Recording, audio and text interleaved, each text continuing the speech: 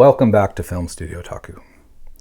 Nikon announced the release of the Nikkor Z 400mm f4.5 VRS, a super telephoto prime lens for the Nikkor Z mount system, which is scheduled for pre-order to start here in Japan on July 1st with delivery on the 15th. I'm not sure for the rest of the world. You know, Japan's a very small country, so when they say delivery on the 15th, it means on the 15th. The lens will be compact and lightweight with a weight of just 1,160 grams, but that is excluding the tripod collar and possibly the hood, as it's not mentioned in the release notes. So I think we should call this, for the time being, maybe a 1,350 gram lens. Let's see what it weighs out to when it's actually released. The lens is also said to have superior sharpness and clarity for easy handheld super telephoto. Superior is a very big word, and I would only say to Nikon compared to what? I know your S lenses are very sharp, but superior is a very big word. So, real question here is, will I personally pre-order? Or at least that's my real question for me. For you, it may be a different question, like what's for dinner tonight? Also, is it really that compact and lightweight versus, let's say, 300mm f4 PF lens, which at 755 grams, I would say no, it's not.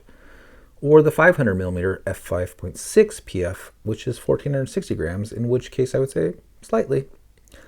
But basically it falls in the middle in regards to reach as well as f-stop, but it leans towards the 500mm PF lens in terms of weight. So why not just get the 500mm PF, you may ask? Well, keep in mind with that lens, you do have to add the FTZ adapter if you're going to mount it on a Z-mount camera. So that adds about 200 grams, I believe. So it starts to get a bit heavier. However, if I personally purchased the 400mm f4.5 lens, I think I would be adding the Z-mount 1.4 teleconverter. So the weight kind of equals out. However, this is where the 400mm likely pulls ahead of the 500mm PF in many respects for many people. With the 1.4 TC, you essentially have a 560mm f5.8, which, in my opinion at least, is a difference in f-stop that is imperceivable unless you're looking at identical lenses on identical cameras on identical shots at basically, I think, the perfect distance where this minute difference is ever so slightly noticeable when defocusing your eyes like you're looking at one of those 3D art paintings. I finally found the sailboat, yay, you know what I'm talking about? No, probably not. But yeah, I think that's basically where it's at with this lens. Now, that's not to say the quality is going to be the same. And that's a serious question. However, I do believe this is where the lens becomes potentially interesting. What I've seen so far, though, with this lens in sample footage, particularly maybe anyways, most notably from DP Review's Wolf footage, but I think this is backed up by other footage I've looked at since. You know, the image looks good and is passable in most professional situations. The image is clear, the background separation is good. However, the bokeh, though overall pleasing, has a bit of what I would call very organized, almost stacked busyness. Almost like somebody laid down some brickwork, if I can use that as a term, I don't know. It doesn't jump out at you right away and is managed well, but keep in mind, I'm personally shooting wildlife with a classic lens, the Nikkor 200-400mm, which is a constant f4. So very similar at the long end as the 400mm f4.5, but with the 200 to 400, the bokeh is truly creamy and the roll-off is just amazing.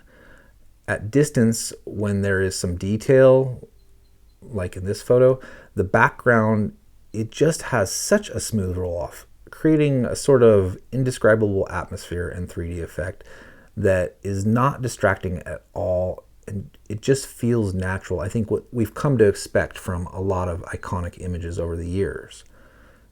The new 400mm is not overly distracting, but it doesn't, so far, again, we're looking at YouTube and other images, you know, on the internet, but what I've seen doesn't have the same magic, for a lack of a better word. Again, though, this is just from what I've seen in a very limited amount of footage and photos. So please, if you get this lens before me, prove me wrong. I would love to see that. I would love to want this lens. So assuming what I'm seeing is true, I do still feel there is some hope for this lens in my toolkit at 560 millimeters at f5.8, as that magic may fall back into this lens, breaking down those sort of organized blocks of bokeh business and creating that cream that Prince sung about. That's not what his song was about? Are you sure?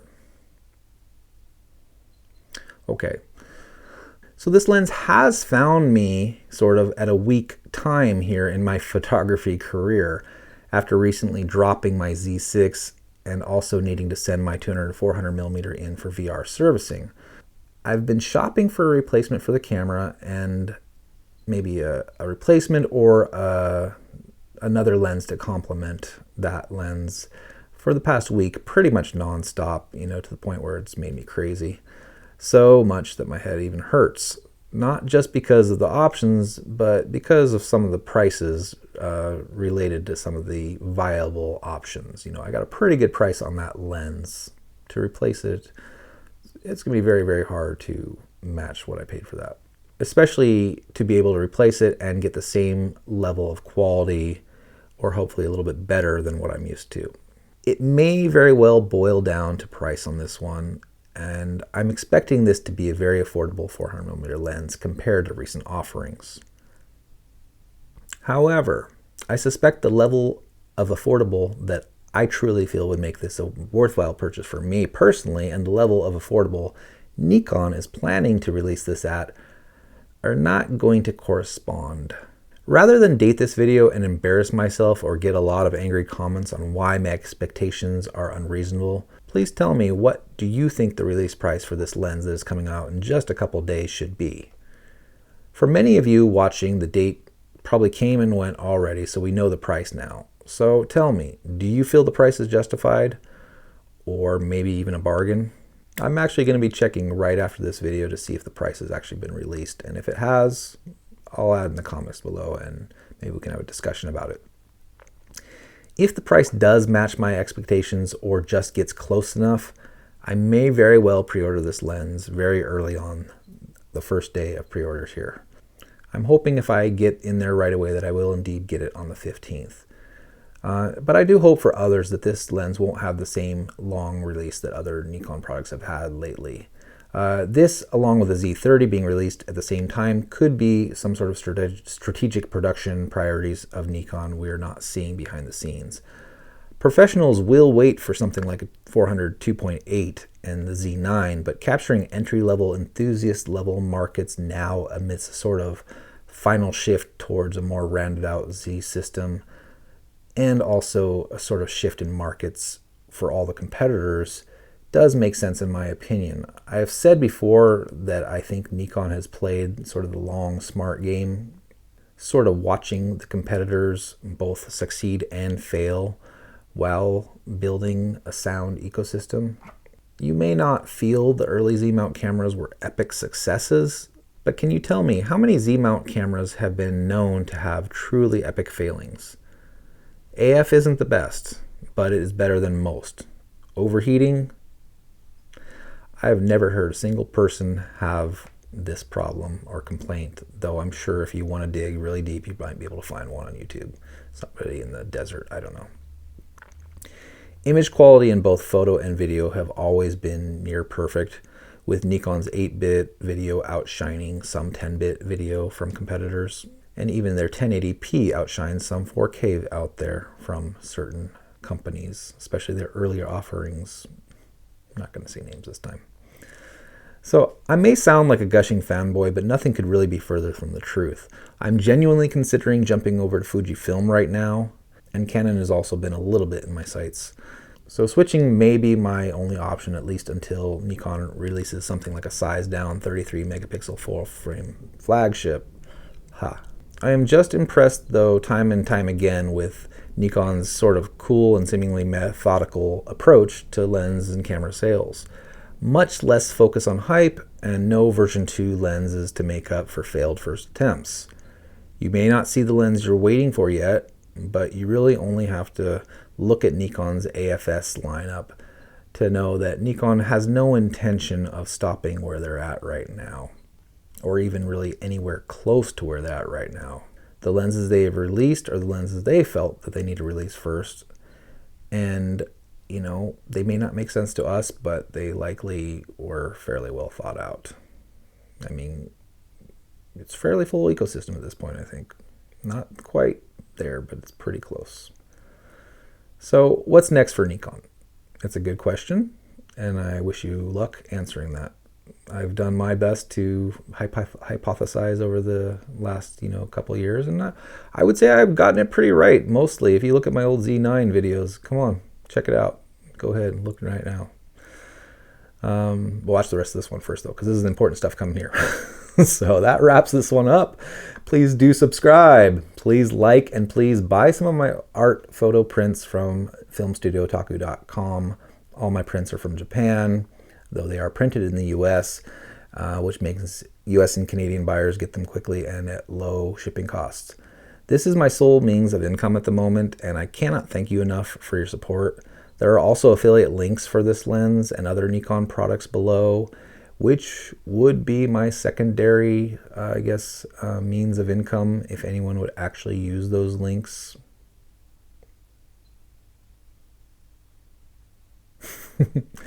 So also please keep an eye out for my future videos, and do check out some of my past works. I think that, again, you'll see that I'm not completely full of myself.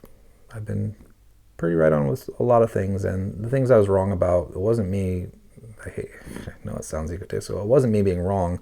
I was given some information that didn't quite turn out true. Let's say that. But yeah.